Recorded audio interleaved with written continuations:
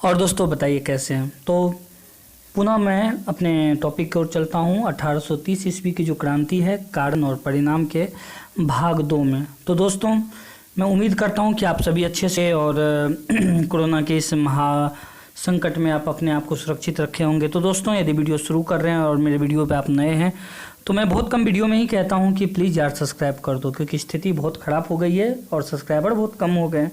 तो दोस्तों जुलाई की क्रांति से पहले मैंने बात किया, इसके बारे में सारी चीज़ लेआउट मैंने समझाया। अब मैं थोड़ा बात करूंगा जुलाई की क्रांति की। तो जुलाई क्रांति ने चार्ल्स दसम के जो चार्ल्स 10 थे के शासन का अंत कर दिया, पूरी तरह उसको ध्वस्त कर दिया। किंतु उसके शासन पर क्या व्यवस्था किया जाए, उसके शासन जो पद्धति थी पुरानी वाली, क्या उस पर क्या व्यवहार हुआ, क्या बीता, कैसी समस्याएं उत्पन्न हुई ये सोचनीय बातें हैं।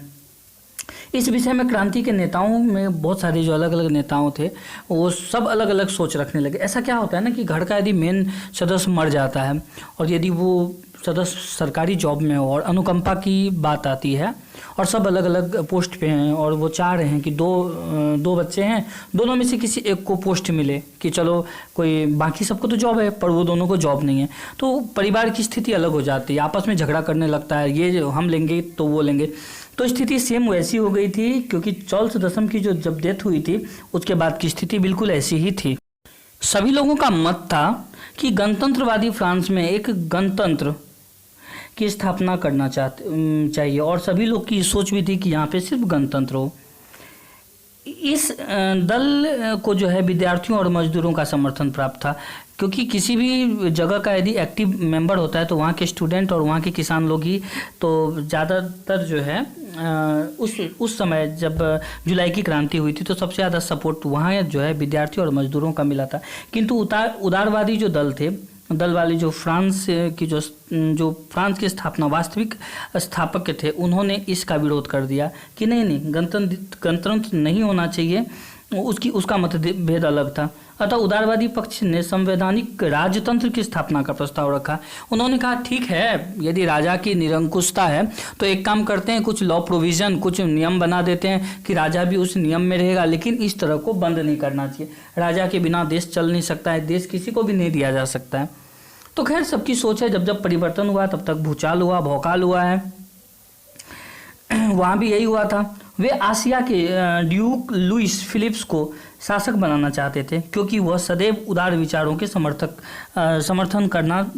समर्थक थे।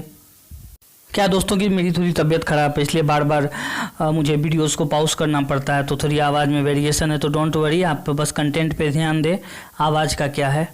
तो किसको बनाना चाहते थे मैंने बता दिया। गणतंत्रवादियों ने इसका जो है विरोध कर दिया और दोनों पक्षों में तीव्र मतभेद हो गई। इनका कहना था कि देश में गणतंत्र होना चाहिए, उनका कहना था कि राजतंत्र होना चाहिए, लेकिन कुछ प्रोविजन से तो देश जो है 2 भागों में बट गई थी। अब तो भैया 31 जुलाई को फ्रांसीसी संसद के जो चैम्बर है ना, उसके सदस्यों द्वारा फ्रांस की जनता की ओर से लुइस फिलिप्स को फ्रांस का शासक चुन ही लिया गया।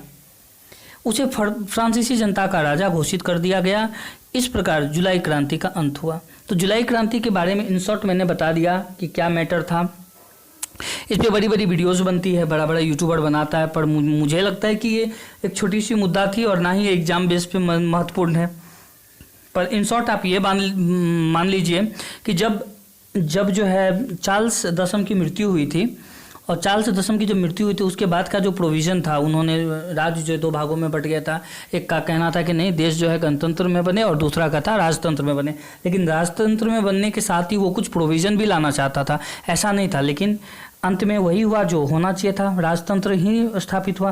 तो दोस्तों आगे बात करते क्रांति के परिणाम। ये जो 1830 में जो क्रांति हुई उसके क्या परिणाम हो गए, तो मैं उस बारे में बात करता हूँ। वीडियो थोड़ी लंबी हो गई है, कोई बात नहीं है, देखते हैं।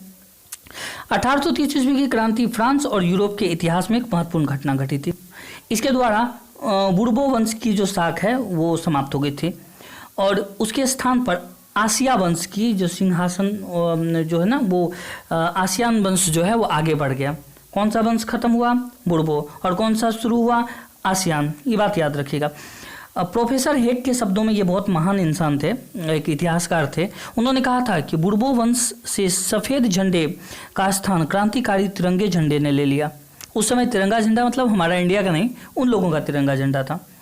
और इसी तरह से एक राइटर थे, उन्होंने कहा है, उनका नाम था नाम तो मैं क्लियर नहीं हूँ, लेकिन उनकी बातों को जरा ध्यान देते हैं कि फ्रांस की जुलाई क्रांति का सबसे महत्वपूर्ण परिणाम मध्य वर्ग का विजय थी। यदि दोस्तों इतिहास के पन्नों को उल्टाते हैं तो उच्च वर्गीय लोग बहुत सुखी संपन्न हैं, निम्न वर्गीय लोग बहुत सुखी संपन्न हैं, लेकिन ये जो मध्य वर्गीय लोग हैं किसी ने भी इसके बारे में कोई विचार नहीं किया। और जब मध्य वर्गीय लोगों की बातों को विचार किया वो उसकी राज्य चली है। क्योंकि संसार में जो है ना, उच्च वर्गीय मुट्ठी भर है और निम्न वर्गीय मुट्ठी भर है, लेकिन मध्य वर्गीय जो लोग हैं ये बहुत बड़ी मात्रा में 1789 में महान क्रांति का संचालन किया गया था, बढ़ा था। और इसी वर्ष जो है यानी कि 1794 में मजदूरों के बढ़ते हुए प्रभाव से क्रांति की रक्षा की गई थी। उसकी प्रभाव बहुत, और 1815 to 1830 के बीच में विशेषाधिकार जो वर्ग की चेष्टा ने इस वर्ग के हित को खतरा उत्पन्न कर दिया था।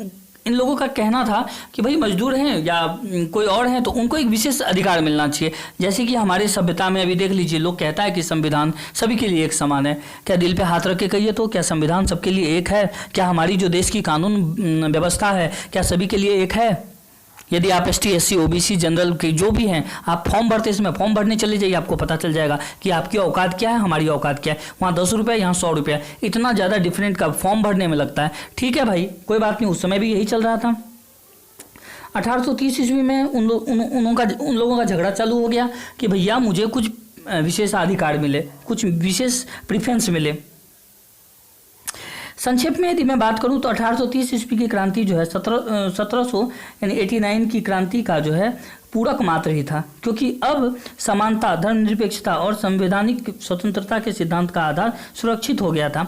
1830 के बाद जो है ये सारी बातों को सुरक्षित कर दिया गया, क्योंकि इससे पहले तो ठोकर लग गई। अब भाई अब यदि गलती करोगे तो समाज कहाँ जाएगा? तो ये एक सबसे बड़ा प्रॉब्लम था और इस प्रॉब्लम को ख़त्म किया गया था 1830 में। और वास्तव में 1830 से लेके जो स्थिति हुई वो काफ़ी सुकर हुई और बढ़िया हो गई। दोस्तों 1830 की क्रांति का प्रभाव केवल फ्रांस के लिए ही नहीं वरन समस्त यूरोप के लिए अत्यधिक महत्वपूर्ण सिद्ध हुआ। इसके द्वारा फ्रांस में अवैध राज सत्ता स्थापित हुई। अवैध नहीं, वैध सत्ता, मैं आपसे क्षमा चाहूँगा। वैध सत्ता स्थापित हुआ। वियना के जो कांग्रेस ने जो निरंकुशता और स्वेच्छाचारिता के युग का प्रारंभ किया था, इस क्रांति का भीषण कठोराघात हुआ था। दोस्तों मैं एक बार फिर से इस टॉपिक को बताना चाहता हूँ, मैंने कुछ गलती किया था तो मैं बता रहा हूँ कि 1830 की क्रांति के बाद जो है पूरे के पूरे एरिया में, फ्रांस ही नहीं पूरे एरिया में उस लोकेशन में जाके एक वैध शासन स्थापित हुआ, एक लीगल शासन स्थापित हुआ और एक कानून को एक रियल रास्ता मिला, एक वास्तविक पहचान मिला। और इसके बाद जो है समाज एक अलग दौर पे अलग नीति से चलना प्रारंभ कर दिया। फ्रांसीसी ने बता दिया कि वे राजा के अत्यधिक अधिकारों के चक्की में पीसने को तैयार नहीं थे। उन लोगों ने ये दिखाया कि भैया राजा ठीक है, आप राजा हैं, आपकी बात मानता हूँ, लेकिन हम इतने मजबूर नहीं कि आपके अधिकार आपके सीमा क्षेत्र के अंदर आपसे पीसते रहें। ये इस हद तक उन लोगों ने दिखा दिया, फ्रांसीसी ने दिखा दिया।